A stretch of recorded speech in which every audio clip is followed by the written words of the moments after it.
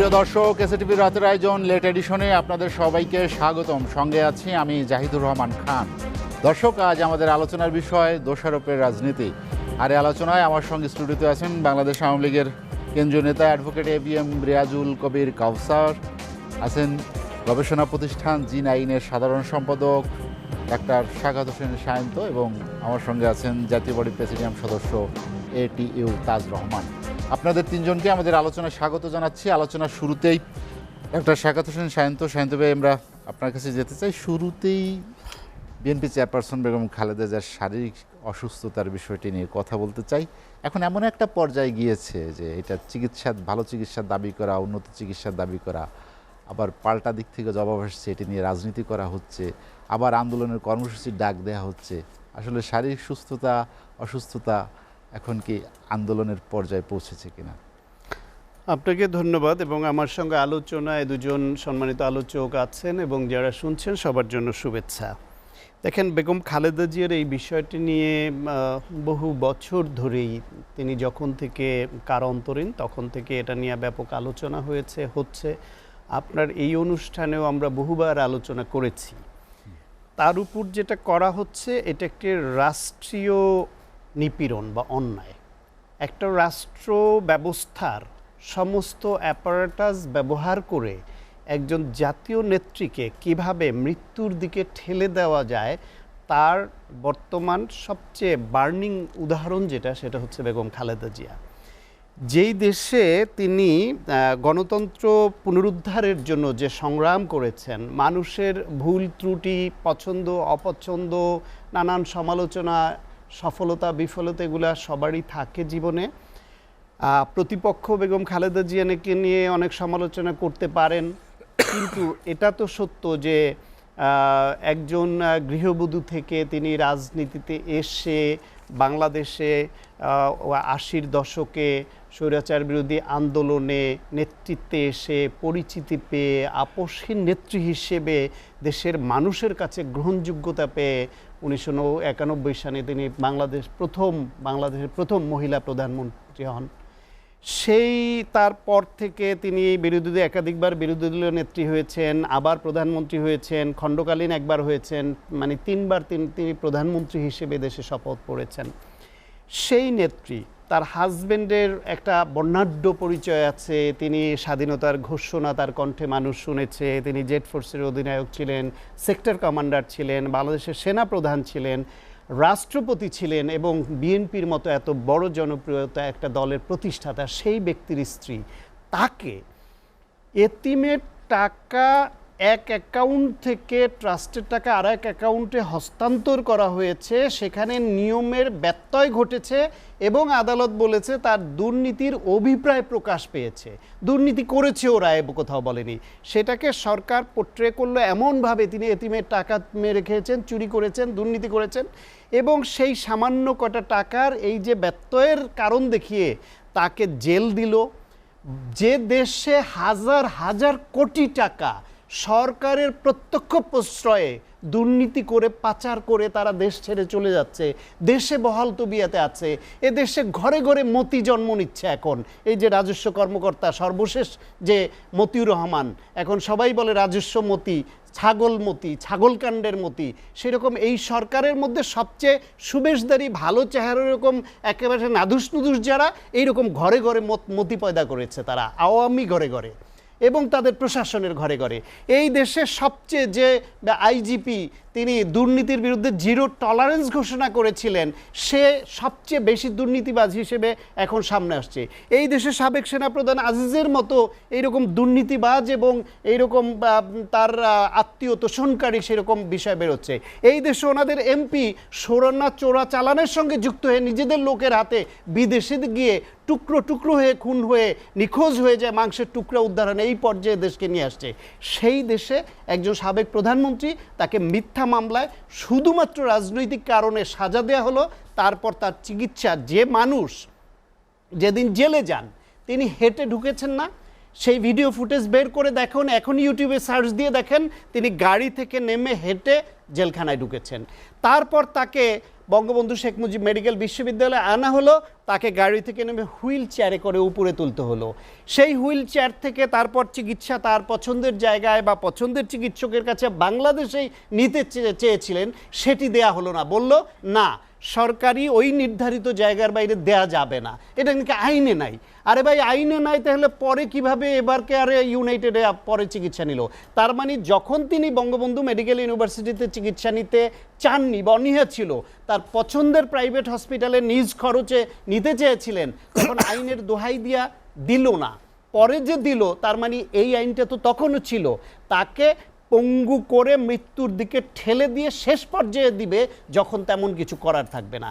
সেই একই ধারাবাহিকতায় আবার যখন প্রাইভেট হসপিটালও এইখানে তারা বোর্ড করছে, বিদেশের সঙ্গে তারা যোগাযোগ করছে, সব করছে, এবং দেখছে যে বাংলাদেশের চিকিৎসা পদ্ধতিতে ওনার এই জটিল চিকিৎসা এবং সব কিছু এখানে করতে সব ভালো সর্বোচ্চ চিকিৎসাটা সম্ভব নয়, সেই অবস্থায় ওনাকে বিদেশে নিতে চাইলেন, সেটাও দেওয়া যাবে না। বড় বড় দুর্নীতিবাজ সাজাপ্রাপ্তরা যে তারা জামিন পেতে পারেন, তারা বিদেশে যেতে পারেন, তারা টাকা পাচার করে বহাল তবিয়তে থাকতে পারেন, আর 3 বারের প্রধানমন্ত্রী এবং তার যে প্রোফাইল বললাম, একজন বর্ষিয়ান নারী রাজনীতিবিদ, তিনি কি পালিয়ে যাবেন? খালেদা জিয়া কি পালিয়ে থাকার মতো লোক? বা শেখ হাসিনা বা খালেদা জিয়া এদের প্রোফাইলের নেতা নেত্রীরা কি পালিয়ে থাকতে পারে?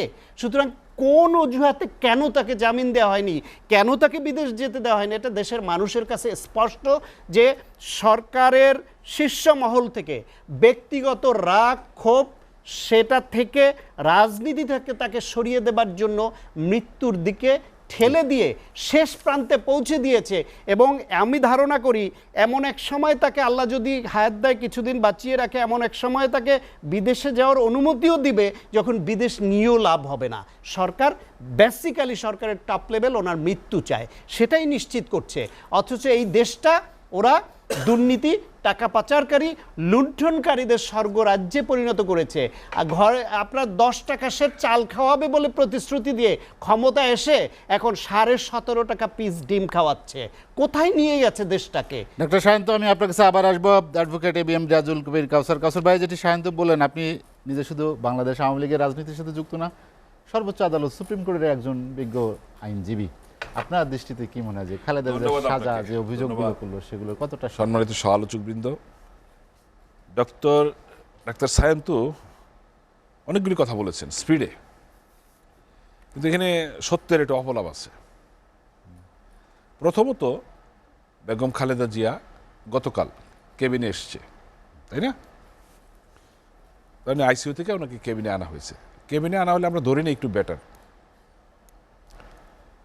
পেসমেকার বসানো হয়েছে। আচ্ছা, সেটা হতে পারে, কিন্তু কেবিনে আসছে, মানে সেটা আপনার ধারণা আছে পেসমেকার কখন লাগাতে হয়? না, কিন্তু সে তো আইসিইউ থাকতে পারতো, রাখতে পারতো তাকে। ওটাই আশা করেছিলেন আপনারা? আচ্ছা, আপনাদের আল্লাহ আপনাদের আশা পূরণ এখানে করেন। আপনি এটা তথ্য দিয়েছেন, যখন বেগম খালেদা জিয়া সাজাভুক্ত আসামি ছিলেন, জেলে ছিলেন, তখন ওনার কেন্দ্রীয় জেলখানা হাসপাতাল এবং বঙ্গবন্ধু শেখ মুজিব বিশ্ববিদ্যালয় হাসপাতাল ছাড়া অন্য কোথাও চিকিৎসা করার কোনো সুযোগ নাই।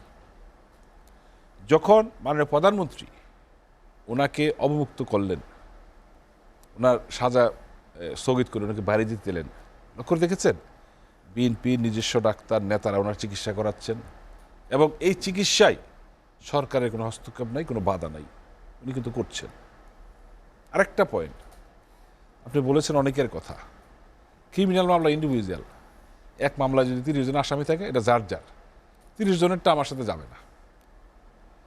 বেগম খালেদাদের বিষয়টা সর্বোচ্চ আদালতে তার বেলটা পেন্ডিং ছিল,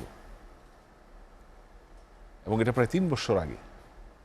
তখন সর্বোচ্চ আদালত একটা রিপোর্ট চেয়েছিল, সেই রিপোর্ট দেওয়ার পরে বিএনপি আর সেই বেলটা জন্য সর্বোচ্চ আদালতে যায় নাই। এখানে কিন্তু সরকারের কিছু করার নাই। সরকারের যেটা করার, এটা কিন্তু মাননীয় প্রধানমন্ত্রী করে দিয়েছেন, ওনাকে বাইরে রেখেছেন, এবং উনি তো প্রায় 6 বার এক্সটেনশন পেয়েছে। দেখুন, আপনি বর্ণাঢ্য রাজনীতির কথা বলেছেন। জাতির পিতা বঙ্গবন্ধু শেখ মুজিবের নেতৃত্বে আমরা দেশটা স্বাধীন করেছিলাম যে লক্ষ্য নিয়ে, এই ব্রেকটা দিয়েছিল কে? ঘোষণা দিয়ে ক্ষমতা এসেছিল কে? কারা? এরশাদ, জিয়াউর রহমান। আমরা কিন্তু সেটা কাটিয়ে উঠতে পেরেছি। আজকের বিষয় হলো দোষারোপের রাজনীতি, তাই না? দেখেন, আপনি ক্ষমতায় যেতে চান, আপনি বলতে চান আপনার বড় দল, আপনার সাংগঠনিক ভিত অনেক শক্ত, কিন্তু আপনি নির্বাচনে যেতে চান না, তাহলে কি দাঁড়াবে?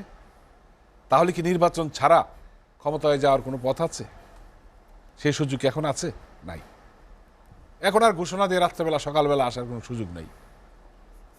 তাজভাই রেডি হচ্ছে কি বলার জন্য, তাই না? কিন্তু দুইটা দলে কিন্তু এই কারণে ভুগছে, এখন আর ঘোষণা লাগে না, তাই না? মানুষ ঘুমোতে আমি বলি কি, আপনাকে বাস্তবতার নিরিখে প্রতিপক্ষকে মোকাবেলা করতে হবে, সে যেই হোক। দেখেন বাংলাদেশ আওয়ামী লীগ জননেত্রী শেখ হাসিনার নেতৃত্বে 96 থেকে 5 বছর 2 ছিল, এবং 2001 সালে কিন্তু আওয়ামী লীগ ক্ষমতা ছেড়ে দিয়েছিল কেয়ারটেকারের উপর। সেই কেয়ারটেকার আপনারা কি করলেন? আমরা তো আন্দোলন করেছিলাম, আমরা কেয়ারটেকার করার জন্য, আমরা 91 সালের পার্লামেন্ট সিস্টেম আনার জন্য আমরা আন্দোলন করেছিলাম, বিএনপি তো চাই নাই, এগুলো তো আমরা করেছিলাম। আজকে আপনারা নির্বাচনে আসতে চান না, সরকারের উপর দোষ দেন, বাহিনীর উপর দোষ দেন, এগুলো তো বিষয় না। আপনি আপনার অবস্থান নিয়ে দাঁড়াবেন। এই যে ভারতে দেখেন জনগণ কিন্তু রায় দিয়েছে, মোদী সাহেব কিন্তু একচেটিয়া দেয় নাই, সবাই আসন বসলে সে 400 আসন পাবে, কিন্তু আমার ধারণা জনগণের সিদ্ধান্ত নিয়েছে যে না, তাকে একচাটিয়া দেওয়া যাবে না, এবং যে দুইজন কিনে কোয়ালিশন সরকার করেছে খুব অল্প সময়ের মধ্যে বোধহয় একটা বিরতি হতে পারে বা একটা ইয়ে হতে পারে, দেখ ওই আর করতে চাই না।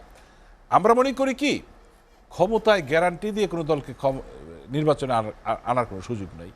আপনি নির্বাচনে আসবেন, সিট কম বেশি পাবেন। প্রথমবার যেমন এক সময় তো এই ভারতের বিজেপি 2 সিট পেয়েছিল, তো এই বিজেপি তো 3বার ক্ষমতায় আসছে, এবং গত 2বার কিন্তু একক সংখ্যাগরিষ্ঠতা ছিল, এবার যদিও হয় নাই। এই পথে তো হারছেন না।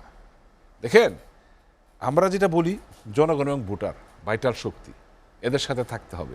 দলকে দোষ দিয়ে লাভ নাই, প্রশাসনকে দোষ দিয়ে লাভ নাই, পুলিশের দোষ দিয়ে লাভ নাই। দোষ দিচ্ছেন তাদেরকে কেন? আপনি যে সরকার কেয়ারটেকার গভর্নমেন্ট, ওরা কি জেলা পর্যায়ে উপজেলা পর্যায়ে পুলিশ প্রশাসন? আপনি হাইব্রিড নেতা না তো, নতুন শুরু করলেন রাজনীতি, এমন কেউ না তো, এমন কারো কথা শুনছি আমি না না, না। বাস্তবতা যদি আপনি দীর্ঘদিন রাজনীতি করা, ছাত্রলীগ করে আসা হন, তাহলে তো 96-88 মনে থাকার কথা যে আপনার দলও যখন নির্বাচন না করে আন্দোলন করে বয়কট করে প্রতিহত করেছিল। না, এক এক সময় একটা সিচুয়েশন হয়, এটা বুঝতে হবে। ও আচ্ছা, দেখেন আপনারা 18-তে আসলেন, কি হলো? নির্বাচনটা করলেন না। মির্জা ফখরুল সাহেব পাশ করলেন, শপথ নিলেন না কেন? 24 সালে আসলেন না। আপনাদের কি জনগণ ক্ষমতা এমনি বসিয়ে দিবে, বা আওয়ামী লীগ কি বাধ্য যে আপনারা আইন নির্বাচনে আসেন আপনাদেরকে ক্ষমতায় বসিয়ে দিব? এই দায়বদ্ধ থেকে আওয়ামী লীগের আছে? সবচেয়ে যে বড় কথা শান্তনু, আমরা বিশ্ববিদ্যালয়ে রাজনীতি করেছি, খুব দুর্ভাগ্যজনক যে এই দলটি স্বাধীনতার বিপক্ষের শক্তির সাথে তাল মিলিয়ে চলে। খুব দুর্ভাগ্যজনক। স্বাধীনতার 53 বছর পরে বাংলাদেশে এই একটা দল এই কাজটা করে থাকে। আপনারা দেখেছেন 18 নির্বাচনে 25টা সিট ছেড়ে দিয়েছিল। আমার ধারণা ভবিষ্যতে যদি নির্বাচনে বিএনপি আসে, ওদেরকে আরও অনেক বেশি সিট ছেড়ে দেবে। তাহলে আমরা কি দেখতে পাচ্ছি? হয়তো ওই নেতারা নাই, ছেলেমেয়েরা আছে, তারা নির্বাচন করছে, তাই না? তো কে কার ছেলে আমরা জানি না? সবাই তো জানি কে কার ছেলে। তা আপনি যেটা বললেন, আর মামলার বিষয়টা যে বললেন, দেখেন এটা দালিলিক মামলার বিষয়। এখানে কিন্তু সাক্ষী সুবাদের বিষয় না। 1 টাকা ওর 1 কোটি টাকা হোক, এটা কিন্তু বিষয় না। উনি একটা সাবেক প্রধানমন্ত্রী, ওনার সাথে সবাইকে মিলে নিতে হবে না যে অনেকে মাপ পেয়েছে, অনেকে করেছে, এটা মিলে নিতে হবে না। উনি কালো টাকা সাদা করতে গেলে ওনাকে এই বুদ্ধি কে দিয়েছিল? ওনাকে জরুরি ছিল এটা করার, কিন্তু এই ব্লেমটা তো ওনাকে নিতে হচ্ছে। ওনার কাছে তো আমরা আশা করি না, নিশ্চয়ই ওনার দলের কেউ এটা করেছিল। এটা তো ঠিক না। আমরা মনে করি বেগম খালেদা জিয়ার এই অসুস্থতা নিয়ে রাজনীতিটা হচ্ছে, এটা খুব দুঃখজনক। আমি প্রথমেই কথাটা বলেছি, উনি আইসিইউ থেকে কেবিনে আসছে। দুঃখজনক না শুধু, এটা ক্রাইম, এবং তাই সেই না? ক্রাইমটা আপনারা করছেন। না না, আমরা ধরে নিচ্ছি কি উনি একটু বেটার আছেন, কিন্তু উনি যখন হাসপাতালে আসে তখনই মির্জা ফখরুল সাহেব বলে জবাব জীবন দিবেন মৃত্যু একদিন, সন্ধিগণে, দুদিন আগে আর তাই না? পরে। এটা বলেন উনি, Crime কমন একটা করছেন। ডায়লগ যে উনি জীবন মৃত্যু সন্ধিগণে আছেন। কিন্তু আমরা দেখি 2 দিন পরে উনি কেবিনে চলে আসছেন, হয়তো বা কালকে বসে উনি বাসায় চলে যাবেন। আমরা কিন্তু ওনার সুস্থতা কামনা করি, এবং ওনার চিকিৎসক, এটাতে কিন্তু আমাদের দল থেকে, সরকার থেকে কোনোরূপ বিরূপিয়া করা হচ্ছে না। উনি ওনার মতো চিকিৎসা নিচ্ছেন। তবে বিদেশ যাওয়ার যে বিষয়টা, এটা অবশ্যই সর্বোচ্চ আদালত থেকে তাকে অনুমতি নিতে হবে। তার বেলটা হলে সে বিদেশ যেতে পারবে। সেই পথে তো বিএনপি আগাচ্ছে না, বিএনপি নেতারা আগাচ্ছে না, বা বিএনপির যে হাইকোর্টের লয়ার তারাও এই পথে এগোচ্ছে না। তার মানে কি এটা ইস্যু করতে চান?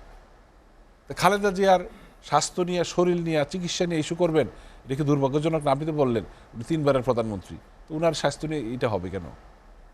ইস্যু বিএনপির আন্দোলন করার ইস্যু নাই যেটা জনগণকে অ্যাট্রাক্ট করতে পারবে? আসলে গত 16 বছরে তো এরা অনেক কর্মসূচি দিয়েছেন, 1 দফা, 10 দফা, 27 দফা, রাষ্ট্র মেরামত, আওয়ামী লীগ মেরামত করছেন, সেই কর্মসূচি দিচ্ছেন, তাহলে কি দাঁড়ালো? পুরোটাই জনগণ নিচ্ছে না। কাউসার ভাই, আমি আপনার কাছে আবার আসবো একটু। তাজ রহমান, যেটি আমরা আলোচনা করছিলাম, বিএনপি এখন খালেদা জিয়ার স্বাস্থ্য নিয়ে রাজনীতি হচ্ছে, যেটি দুঃখজনক যেটা বললেন রিয়াজুল কবির কাউসার ভাই, আপনার কি মনে হয় যে কারো অসুস্থতা নিয়ে রাজনীতি হওয়া উচিত? ধন্যবাদ আপনাকে, আমার 200 অভিজ্ঞ আলোচক দর্শক শ্রোতা দেশ বিদেশে যারা আছেন সবাইকে সালাম এবং শুভেচ্ছা। দেখেন, বিএনপির প্রধান বেগম খালেদা জিয়া এক সাবেক প্রধানমন্ত্রী, 3 বারের প্রধানমন্ত্রী, যেটা শান্ত ভাই বললেন, পার্লামেন্টের 2 বারের অপোজিশন না 3 বারের অপোজিশন, বৃহত্তর একটা রাজনৈতিক দলের নেত্রী, উনি অসুস্থ এটা স্বীকারের তো সুযোগ নেই। স্বীকার করলেন আমার আওয়ামী লীগের রিয়াজুল কবির কাউসার ভাই যে হ্যাঁ উনি অসুস্থ। শান্ত ভাই বললেন পেসমেকার লাগানো হয়েছে, আমি নিউজে দেখলাম ওনার পেসমেকার লাগানো হয়েছে। উনি মাল্টিপল কমপ্লিকেশনের রোগ অনেকগুলো আছে, ডায়াবেটিস আছে, কিডনি ডায়ালিসিস হচ্ছে, লিভার সিরোসিস আছে, অনেকগুলো আছে, আর্থ্রাইটিস অনেক। ওনাকে এখন যে অবস্থায় সরকার দিয়েছে উনি ওইখানে ট্রিটমেন্ট করতে পারছেন, যাওয়া যাচ্ছে, এটা মানে আগে তো এটা বন্ধ ছিল, এটা শুধু বঙ্গবন্ধু মেডিকেল ছাড়া বাইরে করার সুযোগ ছিল না। তবে আমার মনে হয় সরকার যদি সহনশীল না হইতো এটা হতো না, আর আরও সহনশীল হলে সরকার ওনাকে আরও বেটার ট্রিটমেন্ট দিতে পারবে। দুটোটাই কিন্তু আছে। প্রত্যেকটা রাষ্ট্র ক্ষমতায় এক্সিকিউটিভ পাওয়ার থাকে গভর্নমেন্টের, হেড অফ দি গভর্নমেন্টের, হেড অফ দি গভর্নমেন্টের হাতে থাকে, হেড অফ দি স্টেটের কাছে থাকে। পৃথিবীর সব দেশেই আছে, এটা মার্সি দেওয়ার ক্ষমতা রাখে। এটা আমেরিকার এক্সিকিউটিভ পাওয়ার আছে প্রেসিডেন্টের, বাংলাদেশেরও আছে। রাজনীতিতে যখন আপনার ব্যক্তিগত রেশারেশি চলে আসবে তখন এই জায়গাগুলো আমরা ভুলে যাই। আমাদের সেই জায়গায় আছি এখন, আমরা এই দেশ সেই জায়গায় আছে।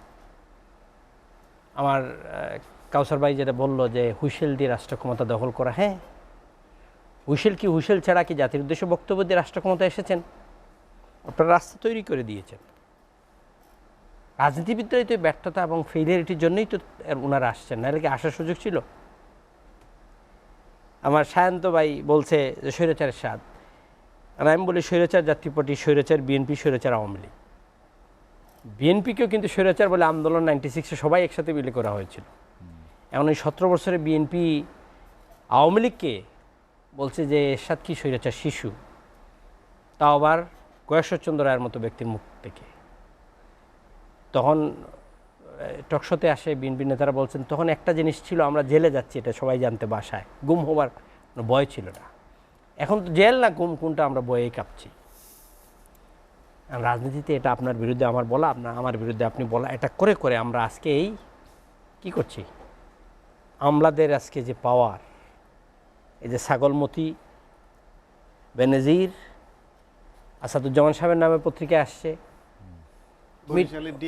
বরিশালের ডিআইজির নামে আসছে, ওনারা উল্টা আবার মিডিয়া, আপনাদের মিডিয়াকে ওনারা আবার শাসায় যে এইভাবে রিপোর্ট করা থেকে বিরত থাকতে হবে, অতিরঞ্জিত রিপোর্ট। কি অতিরঞ্জিত? বাংলাদেশ পুলিশ সার্ভিস অ্যাসোসিয়েশনে যে চিঠিটা দিয়েছে, এই চিঠিটা কি দেওয়া তাদের ঠিক হয়েছে?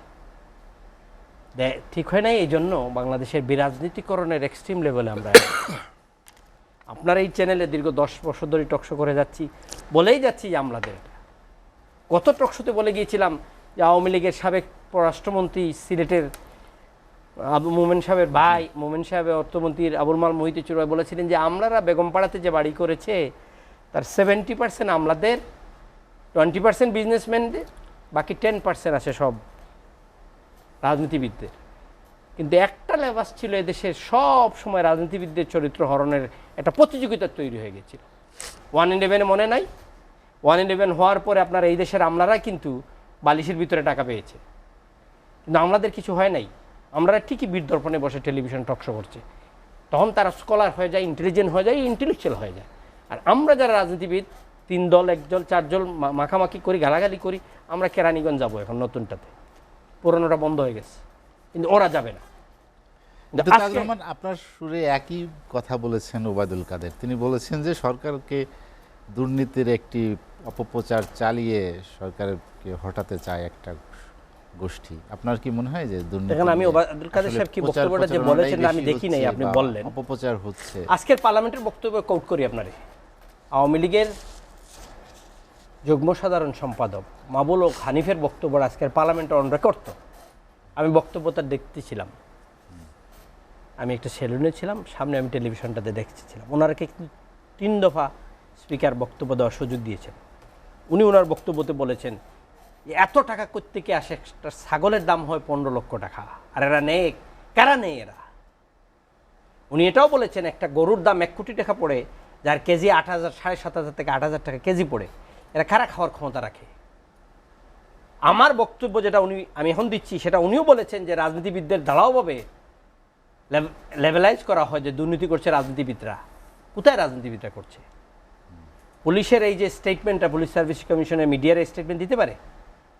রাদা তাদের বলা উচিত ছিল কোনো ব্যক্তির দায় বায় পুলিশের এই প্রশাসন বা পুলিশের এই বিভাগ এটা নিব না। কোনো এক ব্যক্তি কিন্তু এই ইনস্টিটিউশনের এত মালিক না, এখানে লক্ষ আছে লোক, সবাই তো আর করছে না। কিন্তু হ্যাঁ, এটা সত্য পাওয়ারফুলরাই করছে।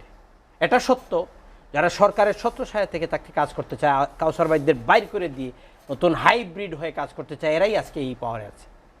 এটাই সত্য যে রিলিফ করোনার সময় কিন্তু ডিসিরা দিয়েছে, পাশে বসা ছিলেন মাননীয় সংসদরা, তারা বলেছেন আমরা মাননীয় প্রধানমন্ত্রী না, আপা ডাকেন এরা বেশি, আপার সাথে একটু কথা বলবো। ডিসি বলছে আমার পাশে বসা আছেন মাননীয় সাংসদ XYZ, আপনার সাথে একটু কথা বলবেন, দাও। এটাকেই বলে বিরাজনীকরণ। তাহলে সরকার কি বিরাজনীতিকরণের দিকে হাঁটছে? সরকার হাঁটছে না, সরকার হাঁটাচ্ছে। আপনার রাজনীতি দলের নেতা কর্মীদের দূরে সরিয়ে দিয়ে যখন আমরা এই ভিতরে ঢুকে যাবে রাজনীতির, আপনাকে একটা কথা বলি, পার্লামেন্টে যে পাস হয়, বাজেট তৈরি করা হয়, কোন রাজনীতিবিদ এই বাজেট তৈরি করেছে? নাম দেন আমারে। আমি চ্যালেঞ্জ লাইভে বলে দিলাম, that is made by the প্রক্রিয়াটা। আমরা এটা তৈরি করে দেয়, মন্ত্রী এসে পার্লামেন্টে উপস্থাপন করে। এখানে লেখা আছে 100 কোটি টাকার যে প্রজেক্টটা, ওইটা বাড়িয়ে করা হয়েছে 200 কোটি টাকা। 500 কোটি টাকার প্রজেক্টটা ওটা 750 কোটি টাকা করা হয়েছে। আপনি দেখেন বাজেটে সবগুলিতে কিন্তু এক্সটেনশন। আর কন্ট্রাক্টর যাদের পরিচিত, মাননীয় প্রধানমন্ত্রী নিজে বলেছেন বড় বড় কন্ট্রাক্টরদের কাজ দেওয়া বন্ধ করো, নতুনদেরকে দেও, না দিলে নতুনরা এক্সপিরিয়েন্ট হবে না।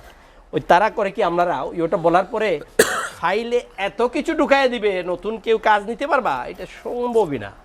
ও পুরোনো জাহিদেই নিতেই হবে। পুরোনো যারা আছে 5টা কোম্পানি, তারাই নিতে হবে। 6টাতে আর যাইতে পারবেন না আপনার। 5টা গ্রুপের হাতে সব থাকতে হবে।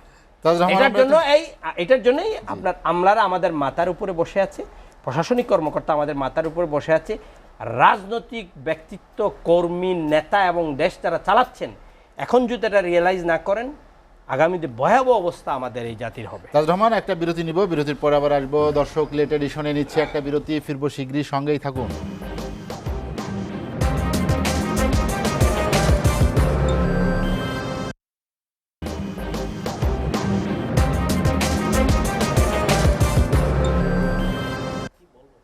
দেখছেন এসটিভি রাতের আয়োজন লেট এডিশন। বিরতির পর আমরা আবারও ফিরছি আলোচনায়। ডক্টর শাকাত হোসেন শাহিন তো একটু তাজুল রহমান দুর্নীতির কথা বলছিলেন, আমলাদের কথা বলছিলেন। আপনার কি মনে হয় যে দুর্নীতি নিয়ে বেশি অপপ্রচার হচ্ছে? সবচেয়ে বেশি অভিযোগ করছে সরকারের পক্ষ থেকে যে সরকারকে একটু বেকায়দায় ফেলার জন্য আপনারাই এটি সাজিয়ে গুছিয়ে সুন্দর করে বলছেন। দেখেন, দুর্নীতি যে হারে দেশে হচ্ছে, আমার ধারণা তার 1%ও সংবাদ মাধ্যম প্রকাশ করতে পারছে না।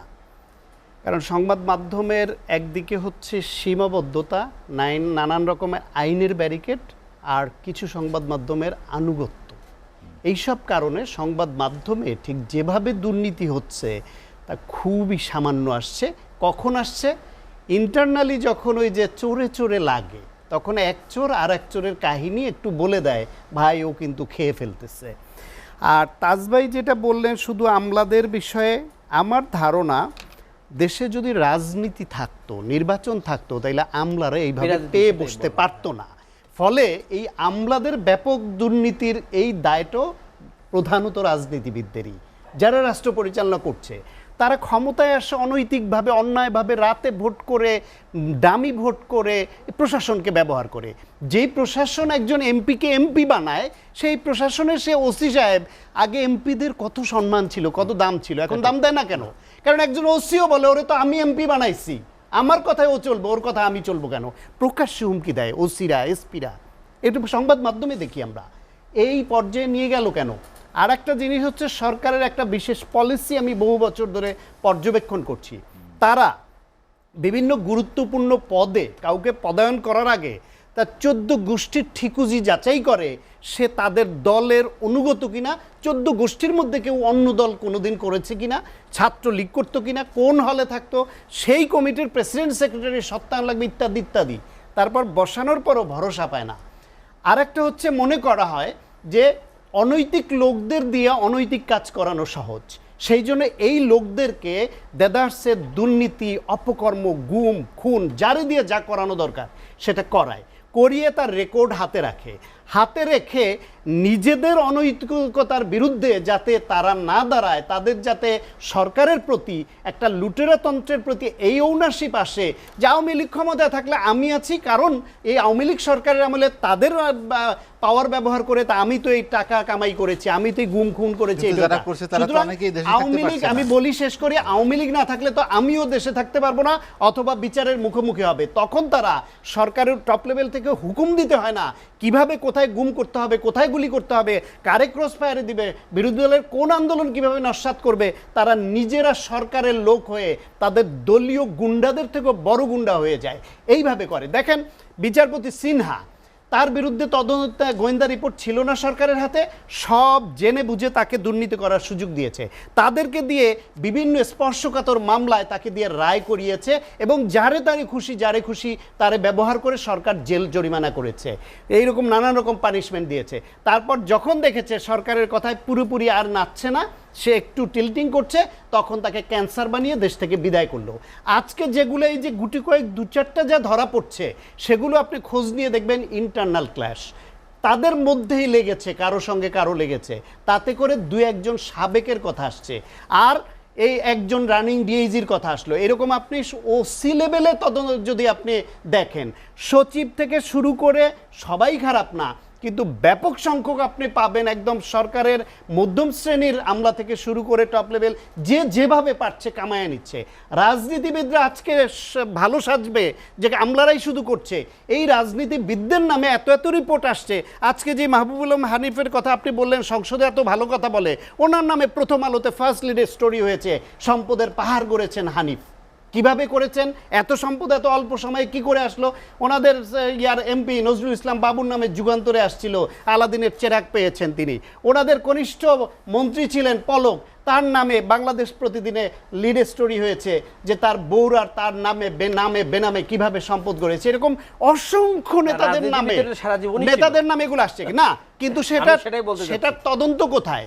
সেটার যদি সে নাও করে থাকে, তাহলে তার তদন্ত করেন, তদন্ত রিপোর্ট প্রকাশ করেন, এবং বলেন যে এটা আপনি একটা রিপোর্ট হবে, তারপর দুদক একটা নাটক করবে, একদিন ডাকবে, তারপর একটা ক্লিন সার্টিফিকেট দিয়ে দেবে। টোটাল রাষ্ট্র ব্যবস্থাকে তারা দুর্নীতিগ্রস্ত, লুটেরাতন্ত্র এবং গণতন্ত্র হত্যা করে ক্ষমতায় থাকবার জন্য যাদের ব্যবহার করা দরকার সব কিছুতে ব্যবহার করছে। নির্বাচনের আগে এইবারও বলছিলেন সেন্ট মার্টিন লিখে দিলে আমি ক্ষমতায় থাকতে পারি। ক্ষমতায় বিনা ভোটে ডামি স্বামী ইলেকশন করে থাকলেন কি করে? সেন্ট মার্টিন লিখে দিয়েছি কিনা এখনো আমরা জানি না। তবে এই যে ভারতের রেল লাইন যেটা হচ্ছে, এইরকম অনেক দস্তখত যে আগে দিয়েছে সেটা প্রকাশ পাচ্ছে। বাংলাদেশের স্বার্থ বিঘ্নিত করে, এদেশের জনগণের মতামত ছাড়া এই দেশের সার্বভৌমত্ব বিঘ্নিত হয়, সেই রকম সিদ্ধান্ত একটা অনির্বাচিত অবৈধ সরকার তাদের পক্ষেই নেওয়া সম্ভব, না হলে এটা কোনোভাবে সম্ভব না। আপনি গণভোট করেন, আপনি দরকার হলে গণশুনানি করেন নিদেন পক্ষে, সংসদে আলোচনা করেন, যদিও আপনার দামি আমি এমপিরাই আছে, তাও তো হইতো যেটা নিয়ে আলোচনা হয়েছে। তারপরে আপনি দরকার হলে গণশুনানি করেন, সুশীল সমাজ, পেশাজীবী, সাংবাদিক, আপনার বিভিন্ন স্তরের যুবক ছাত্র তাদের মতামত নেন। এই দেশের উপর দিয়ে ভারতের ট্রেন নির্বিঘ্নে যাবে, ওটার মধ্যে কি মালামাল আছে আমি জানবো না। আমার সার্বভৌমত্ব কতখানি লঙ্ঘিত করবে আমি জানবো না। আমার এক অঞ্চল থেকে আর এক অঞ্চলে যাবে, তারা আমাকে যেখানে ফেলানিকে মেরে কাটাচারে ঝুলিয়ে রাখে, আমাকে ডাক্তার বাণিজ্য শাহাদাত হোসেন, বৈষম্য আমরা রাখে, আমার কাসর ভাইয়ের দেশ কাছ থেকে থেকে তারা জবাবটা অবৈধভাবে শুনে আসি। টাকা ইনকাম করে নিয়ে যায়, কাসর ভাই- সেই দেশকে কেন জনগণের মতামত ছাড়া রিয়াজুল দিতে কবির হবে? কাউসার এটা যেটি কোনো সায়ন্ত নির্বাচিত বললেন যে সরকারের পক্ষে সম্ভব? ভারতের রেল যাওয়ার সুযোগ দিলে এই দেশ থাকবে কিনা, আবার সেই গণভোট, প্রায় বিএনপির মুখে শুনি সেই গণভোট, বিধানই উঠিয়ে দিয়েছেন আপনারা, তাই না? আবার সেই গণভোট, হাবুটও হাবুট, না বুটও না বুট, হাবুট, এটা কিন্তু গণভোট। দেখুন এটা এখন কিন্তু আপনি একজন রাজনীতিবিদ, আমি একটু শুরুতে জানার জন্য, ভারতে এবার কি আপনি যে রেলের এইটা দিলেন আর তিস্তা যে ঝুলিয়ে দিল, আবার তারা লোক আসবে বলে, আমরা দিলাম কি আর পেলাম কি? পারলে আমার প্রাপ্তিটা বলেন। দেখুন ভারতের সাথে আমাদের দীর্ঘদিনের যে সমস্যাগুলি ছিল, ছিটমহল আমরা করতে পেরেছি না, আমরা 10,000 বর্গমিটার বেশি পেয়েছি না, এখন বেশি পেয়েছি না, এটা দীর্ঘদিনের কিন্তু একটা ডিসপুট ছিল। এবং আমরা পত্রিকায় কাহিনী শুনতাম, দিনের বেলা আসতে হতো, রাত্রে যাওয়া যেত না, 68 বছর। তাই না? অপশন দেওয়া হয়েছে, ওপারে যারা যা যাবে, এপারে যারা হয়েছে। এখন বিশ্ব কিন্তু, যেমন America it's a emigrant country, কে আমেরিকান বলা মুশকিল, বিশেষ সব দেশের মানুষ আছে। ইউরোপের সীমানা নেই, হ্যাঁ, ইউরোপের সীমানা নেই। আচ্ছা, বাংলাদেশের উপর দিয়ে একটা ট্রেন যাবে, ডিফারেন্ট। ডিফারেন্ট, হ্যাঁ, বাংলাদেশের উপর দিয়ে একটা ট্রেন যাবে। দেখেন আমাদের তো এই ভারতের জাহাজ আশুগঞ্জে ভিড়বে, তাই না? চুক্তি হয়েছে না? তাহলে আমরা কি এই নদীপথটা ব্যবহার করব না? এখন তো কম করছি, আমাদের কি রেভিনিউ আসবে না?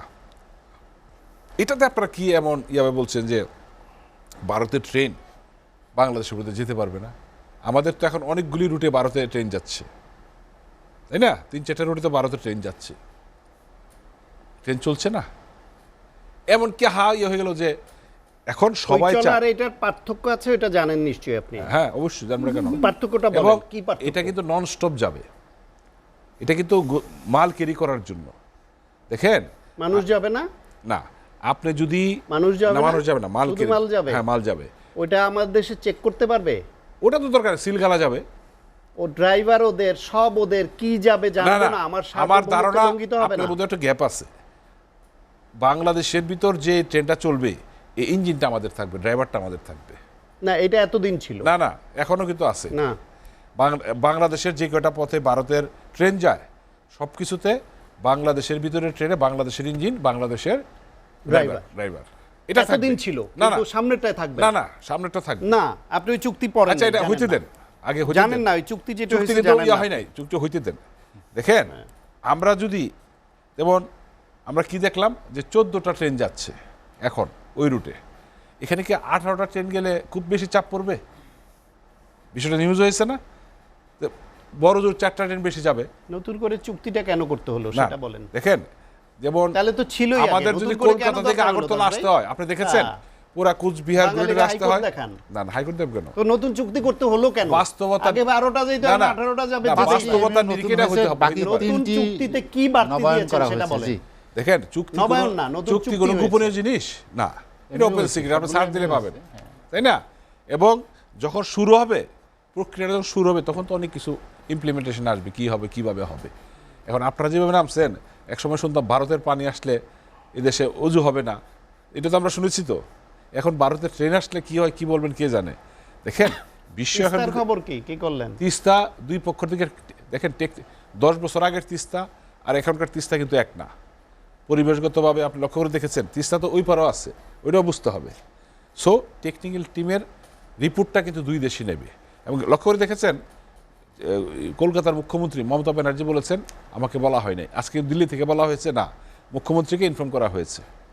তো এগুলো গ্যাপ আছে, তাই না?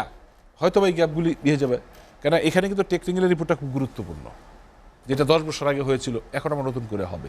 আপনারা তো শুধু ক্ষমতায় না না, থাকতে পারলেই ইন খুশি, প্রসেস আর কি পাইলাম না পাইলাম দেখেন দেশ আপনি যেভাবে জনগণ নিয়ে বলছেন, ভাবনা নাই। দেশ কিন্তু দুর্নীতি মানুষ করে গুটি কয়েক, গুটি কয়েক। অবশ্যই। কারণ যেভাবে বলছেন, তাহলে দেশটা টিকে থাকতো না, এটা বুঝতে হবে। সচিবালয় সবাই টাকা দুর্নীতিবাজ পড়ে? না, সব রাজনীতি দুর্নীতিবাজ না, সংখ্যা কম যারা হঠাৎ করে আসছে, কোনোভাবে আসছে, তারা এটা করেন। এটা বুঝতে হবে। ডিমের দাম বাড়ার একটা যৌক্তিক না, কারণ বলেন তো। ডিমের দাম দেশ বাড়ার- টিকে থাকা বলে এটাকে, জনগণ খেতে দেখুন। পারে না, না খেয়ে মরে। না, পেঁয়াজের দাম বেড়েছিল না? পেঁয়াজ সিজনাল, যে ডিমের দাম কেন বললো আপনি? যৌক্তিক একটা কারণ জনগণকে দেখুন, বুঝিয়ে এখানে দেন, আমরা আপনি আশ্বস্ত দেখেছেন প্রচুর ডিম কিন্তু চোরের স্টকে পাওয়া খপ্পরে গেছে, গোটা দেশ। তাই না? কিন্তু এখন কিন্তু মার্কেটে ডিম অ্যাভেলেবেল, দাম বেড়েছে, তাইলে 17.5 টাকা piece 5% কেন? বেড়বে কেন? না, এটা তো বলতে পারবেন না। এক সময় তো আমরা 4 টাকায় ডিম খেয়েছি, ওটা বললে হবে আপনাকে? না, আপনি যৌক্তিক না, আমরা কারণটা 4 বলেন, টাকায় এখন ডিম খেয়েছি কেন না আমরা এক বাড়লো? সময়?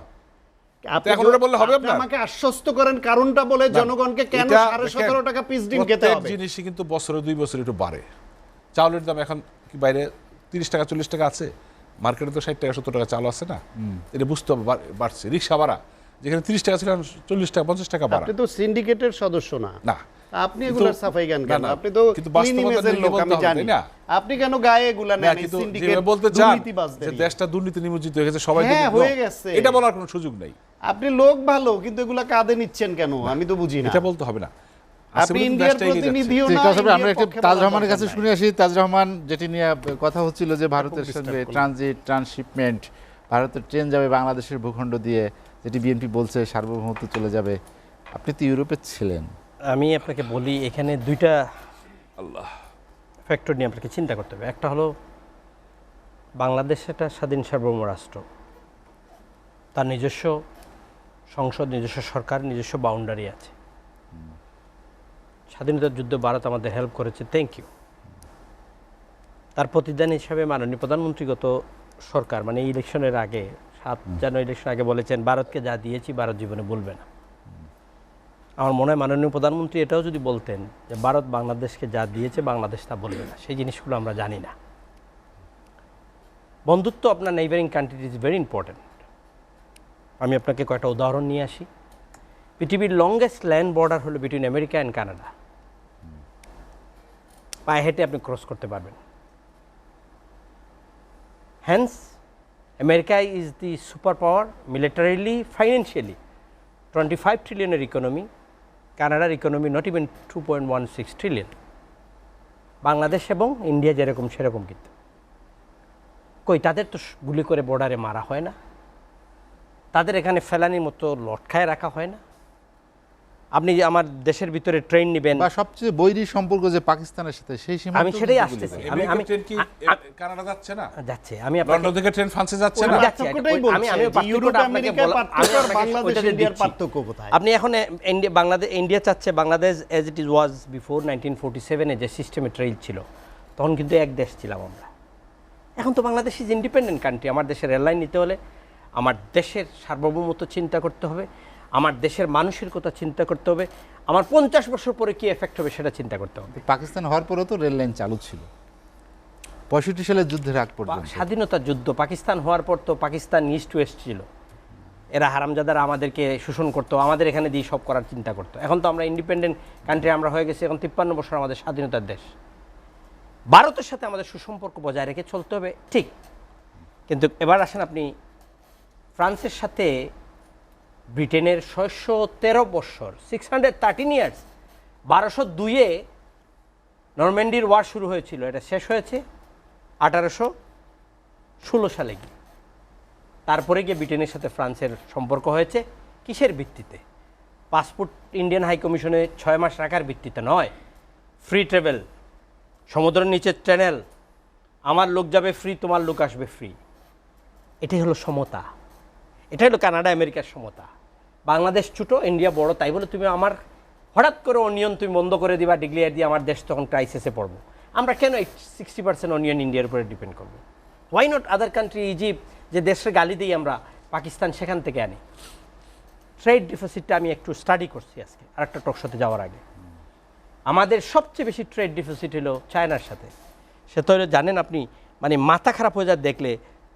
15.48 বিলিয়ন হইল 23-24-এ। Second largest trade deficit 17.16 billion ইন্ডিয়ার সাথে। বাদ দিলাম, বড় বললেন, ইন্ডিয়া বড়। আমার পাকিস্তানের সাথে 466 US বিলিয়ন ডলার যদি হয় ট্রেড ডিফিসিট, মায়ানমারের সাথে 14.29, ভুটানের মতো দেশের 1.49 মিলিয়ন US ডলারের ট্রেড ডিফিসিট। কেন? বিকজ আমাদের হিসাব নিকাশটা আমরা ভালো করে করতে পারছি না আমাদের বন্ধুদের সাথে।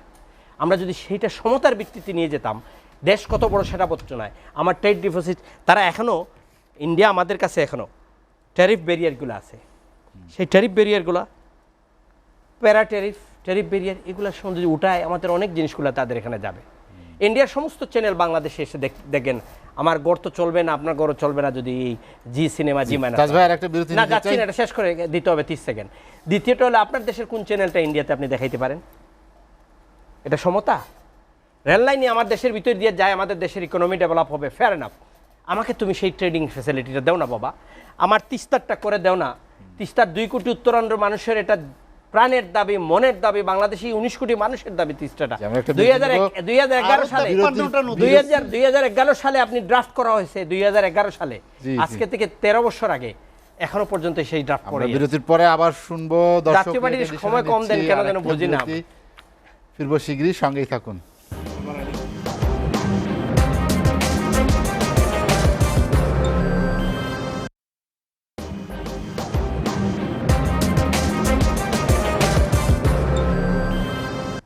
দেখছেন এসটিভি রাতের আয়োজন লেট এডিশন। বিরতির পর আমরা আবারও ফিরছি আলোচনায়। ডাক্তার স্বাগত হোসেন শান্তভাবে আলোচনা শেষ করতে চাই। কথা হচ্ছিল ভারতের সঙ্গে দ্বিপাক্ষিক সম্পর্ক নিয়ে, বাণিজ্য ঘাটতির কথা তিনি বলেছেন। একটি ভালো সম্পর্ক, সুসম্পর্ক রেখে প্রতিবেশীর সাথে, সেখানে আসলে রাজনৈতিক হস্তক্ষেপ কি সবচেয়ে বেশি জরুরি কিনা? দেখেন, আসলে ভারত আমাদের নানানভাবে শোষণ করছে এবং ছোট প্রতিবেশী রাষ্ট্র হিসেবে আমরা শোষিত হচ্ছি।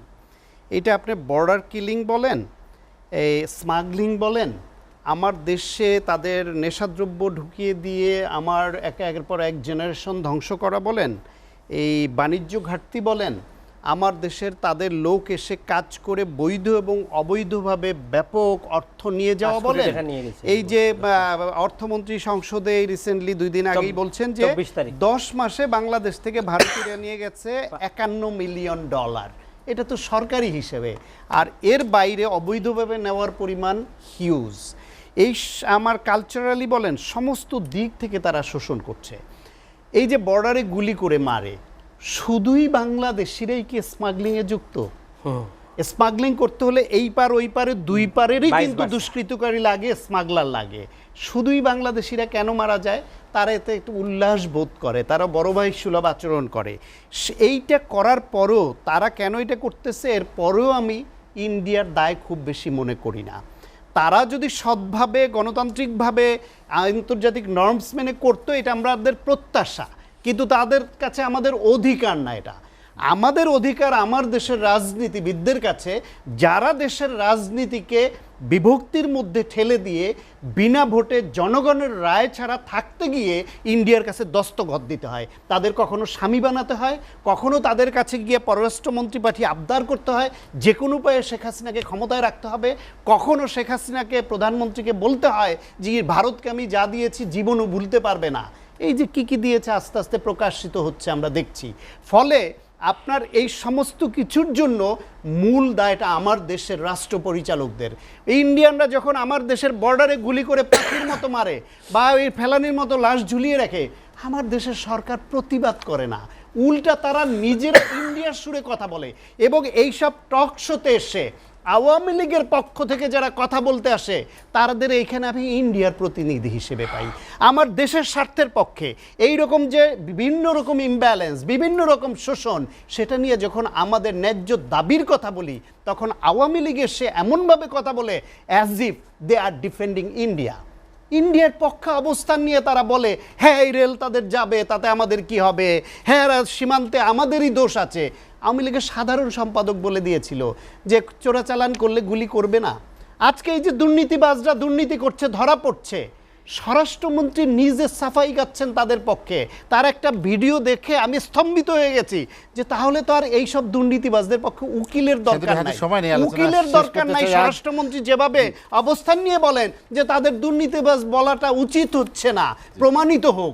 আরে তাদের চাকরিকালে সামান্য সময়ের মধ্যে এত সম্পদের মালিক হয়ে গেল, আলাদিনের চেরাগ পেয়েছে, দুর্নীতিবাজ বলার জন্য আমার আদালতের রায় লাগবে? প্রত্যেকটা চোর গুন্ডা লুটেরাদের দখলে দেশ তারা ইজারা দিয়েছে, নিজেরা করেছে, অন্যদের করিয়ে দিয়েছে। আল জাজিরার সেই all the prime ministers main সেই ডকুমেন্টারির কথা মনে পড়ে না, অক্ষরে অক্ষরে ফলবে। আজকে এই দুর্নীতির স্কুলের ছাত্রদের এই পরিমাণ দুর্নীতি ধরা পড়ছে, সেই স্কুলের মাস্টাররা যখন ক্ষমতার গদি থেকে নামবে সেই মাস্টারদের আলোচনা শেষ করতে চাই। আপনাকে কত বড় দুর্নীতিবাদ। এবিএম রিয়াজুল কবির কাউসারের আলোচনা শেষ করব, শেষ দিকে চলে এসেছি। কাউসারের ভিন্ন দিকে ঘুরিয়ে জানতে চাই মাদক চোরাচালান বা বাণিজ্য ঘাটতির বিষয়। ভারতের নামটি সবচেয়ে বেশি আসে, কিন্তু চীনের সাথে আমাদের বাণিজ্য ঘাটতি আছে, মাদক মিয়ানমার থেকেও আসে। সেই বিষয়ে দেখুন, এই ব্যবসাগুলি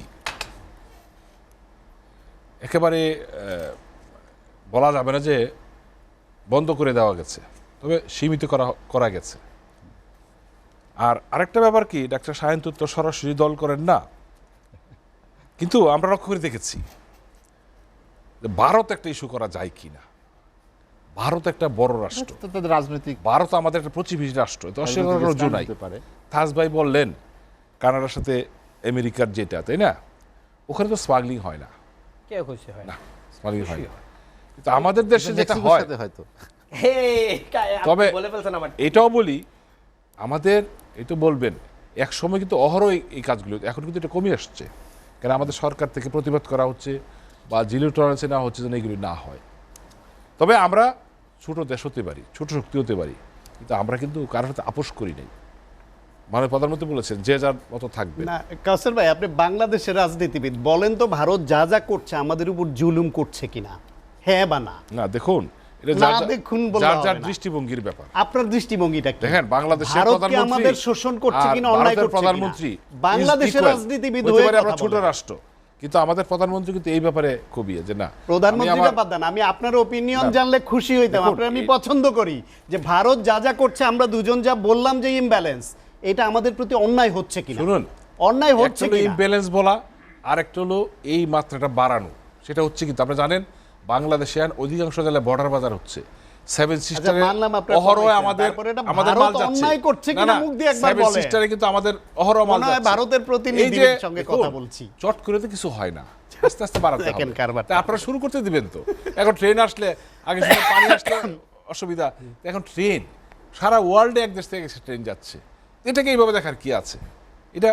এবং যখন চালু হবে নিশ্চয়ই অনেক শর্ত, অনেক কিছু থাকবে, তখন এগুলি বিবেচনা করা হবে। যাই হোক, ভারত বিদ্বেষী বিষয়টা আমরা বলতে চাই না, আমি ভারতের কথা হলো আমাদের ক্যান্ডিডেট ওইরকম না, শত্রু না, সবাই আমাদের বন্ধু। তবে হ্যাঁ, আমাদের উপর আঘাত করলে আমরা কিন্তু দেখব। জি, কাসর ভাই আলোচনা শেষ করতে চাই। আপনাকে অসংখ্য ধন্যবাদ। হাতে সময় নেই, একটু তাজ রহমান, আমরা আলোচনা শেষ করতে চাই। জি জি, সীমান্ত সমস্যা নিয়ে আপনি বলছিলেন, আমার কি 1 মিনিট আছে না 30 সেকেন্ড চাই সীমান্ত না, আমার কাছে আসলে জাহিদ ভাই 1 সেকেন্ড বা 30 সেকেন্ড, আমি জানি না কোন লাইন ধরবো, হঠাৎ শেষ হয়ে যাবে। শুনেন, সীমান্তটা নিয়ে আগের সেগমেন্টে আলাপ করেছি। স্মাগলিং একা আপনি করতে পারবেন না, এটাকে বলে ইংলিশে ভাইস ভার্সা, দেয়া নেয়া। আপনি দিতে হবে আমাকে, আমি নিব। যখন তার লোক নিয়ে যায়, হেরে তো গুলি করে আমাদের লোক তো মারে না, তারা আমাদেরটাই মারে ফেলে। ওইখান থেকে না সাপ্লাই দিলে বর্ডারে আমাদের লোক কি এই ক্রেন দিয়ে উঠে নিয়ে আসতো গরু, সেটাও আমি দেখেছি, তাই না? এটা তো হচ্ছে, এটাও সত্য, আপনি জেনে রাখেন। এই মুহূর্তে বাংলাদেশ ভারতের সেকেন্ড লার্জেস্ট টুরিস্ট। ওয়ার্ল্ডের যত জায়গা থেকে আসে, নাম্বার 1 আছে ইউরোপিয়ান অ্যান্ড আমেরিকান মিলে, আর সেকেন্ডে আমরা আছি। এত টুরিস্ট গিয়ে আমরা ভারতে টাকা স্পেন্ড করি, খরচ করি, সেটা যদি এত তোমরা ভিসাটা ইজি করো না কেন? ট্রেন লাইন নিয়ে যাও, আমাদেরকেও সুযোগ দাও।